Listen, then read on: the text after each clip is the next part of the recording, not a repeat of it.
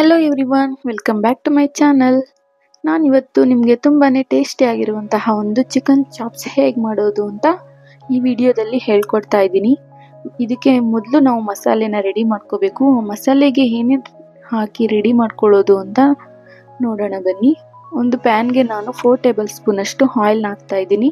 ಒಂದು ಈರುಳ್ಳಿನ ತಗೊಂಡು ಕಟ್ ಮಾಡಿ ಸ್ವಲ್ಪ 4 ಭಾಗದಷ್ಟು ಕಟ್ ಮಾಡ್ಕೊಂಡಿದ್ದೀನಿ ಅಷ್ಟೇ. ಇದಕ್ಕೆ 1 ಇಂಚಷ್ಟು ಶುಂಠಿ ಹಾಕಿದ್ದೀನಿ. ಮತ್ತು ಬೆಳ್ಳುಳ್ಳಿ 3 ತಗೊಂಡು ಅದನ್ನು ಬಿಡಿಸಿ ಹಾಕಿದ್ದೀನಿ. ಮತ್ತು 3 ಮೆಣಸಿನ್ಕಾಯಿ ಹಾಕಿದ್ದೀನಿ. ಮತ್ತು 1 ಹಿಡಿಯಷ್ಟು ಕೊತ್ತಂಬರಿ ಸೊಪ್ಪು. ಇದು ಅರ್ಧ kg ಆಗಿದ್ದರಿಂದ 1 ಹಿಡಿಯಷ್ಟು ತೊಗೊಂಡಿದ್ದೀನಿ. ನೀವು 1 kg ಮಾಡಬೇಕಂತಂದರೆ ಇದ್ರ 2ರಷ್ಟು ತೊಗೋಬೇಕಾಗುತ್ತೆ. ಪುದೀನ ಸೊಪ್ಪನ್ನು ಒಂದು ಬೌಲ್ ಸೇರಿಸ್ಕೊಳ್ಳೋಣ. ಇದನ್ನು ಚೆನ್ನಾಗಿ ಫ್ರೈ ಮಾಡ್ಕೊಳ್ಳೋಣ. ಎಣ್ಣೆಲಿ ಸ್ವಲ್ಪ ಎಲ್ಲ ಹಸಿ ಸ್ಮೆಲ್ಲೆಲ್ಲ ಹೋಗಬೇಕು, ಆ ಥರ ಇದನ್ನು ಫ್ರೈ ಮಾಡ್ಕೊಳ್ಬೇಕು.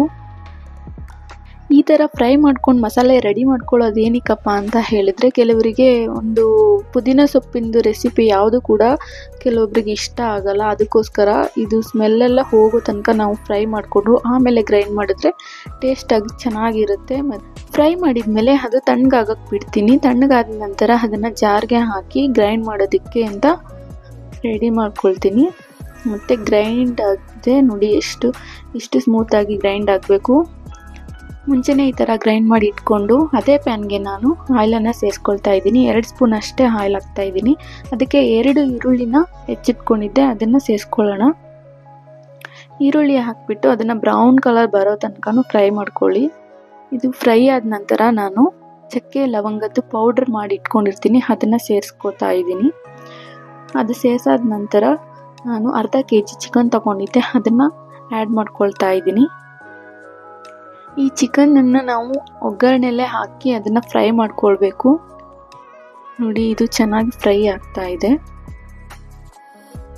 ಇದಕ್ಕೆ ಸ್ವಲ್ಪ ಹೊತ್ತು ಫ್ರೈ ಆಗಿಬಿಟ್ಟು ಆ ನಂತರ ನಾವು 1/4 ಟೇಬಲ್ ಸ್ಪೂನ್ ಅಷ್ಟು ಅರಿಶಿನ ಪುಡಿ ಸೇರಿಸ್ಕೊಳ್ತಾ ಇದ್ದೀನಿ. ಅದು ಅರಿಶಿನ ಪುಡಿ ಯಾಕಂದರೆ ನಾನ್ ವೆಜ್ಗೆ ಅದು ಫಸ್ಟೇ ಹಾಕಿಬಿಡಬೇಕು.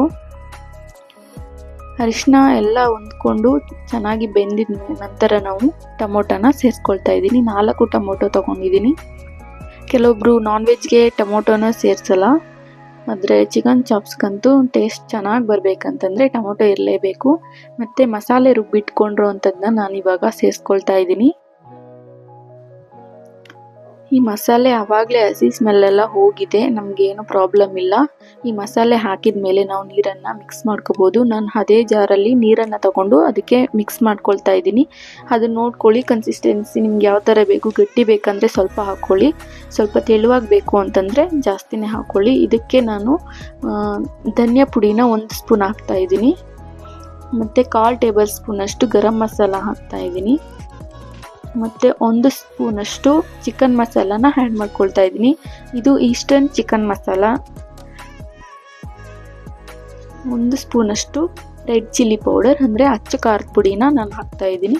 ಮತ್ತು ಟೇಸ್ಟ್ಗೆ ಎಷ್ಟು ಬೇಕು ಅಷ್ಟು ಉಪ್ಪನ್ನು ಸೇರಿಸ್ಕೊಳ್ತಾ ಇದ್ದೀನಿ.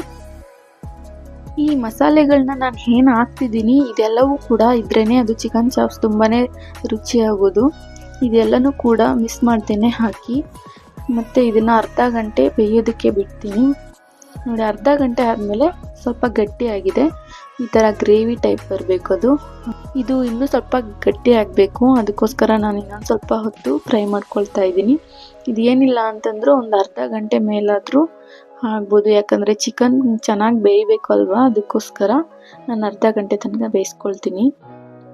ನೋಡಿ, ಇಷ್ಟು ಗಟ್ಟಿಯಾಗಿ ಎಷ್ಟು ಚೆನ್ನಾಗಿ ಕಾಣಿಸ್ತಾ ಇದೆ. ಕಲರ್ ಕೂಡ ಗ್ರೀನ್ ಎಲ್ಲ ಜಾಸ್ತಿ ಗ್ರೀನ್ ಇತ್ತು ಆವಾಗಲೇ, ಇವಾಗ ಸ್ವಲ್ಪ ಅದು ಗ್ರೀನ್ ಕಡಿಮೆ ಆಗಿ ಮಸಾಲೆ ಎಲ್ಲ ಹಾಕಿದ್ರಿಂದ ಈ ಥರ ಕಲರ್ ಬಂದಿದೆ. ನೋಡಿ, ಚಿಕನ್ ಚಾಪ್ಸ್ ರೆಡಿ ಆಯಿತು. ಈ ಒಂದು ಚಿಕನ್ ರೆಸಿಪಿ ನಿಮಗೆ ಇಷ್ಟ ಆಗಿದೆ ಅಂತ ತಿಳ್ಕೊಳ್ತೀನಿ. ನೀವು ಕೂಡ ಮನೆಯಲ್ಲಿ ಟ್ರೈ ಮಾಡಿ ಹೇಗಿದೆ ಅಂತ ನನಗೆ ಕಮೆಂಟಲ್ಲಿ ತಿಳಿಸಿ. ಮತ್ತು ಇದೇ ಮೊದಲು ನನ್ನ ವಿಡಿಯೋನ ನೀವು ನೋಡ್ತಾ ಇದ್ದರೆ ಪ್ಲೀಸ್ ಲೈಕ್ ಮಾಡಿ, ಶೇರ್ ಮಾಡಿ, ಸಬ್ಸ್ಕ್ರೈಬ್ ಮಾಡಿ. Thank you.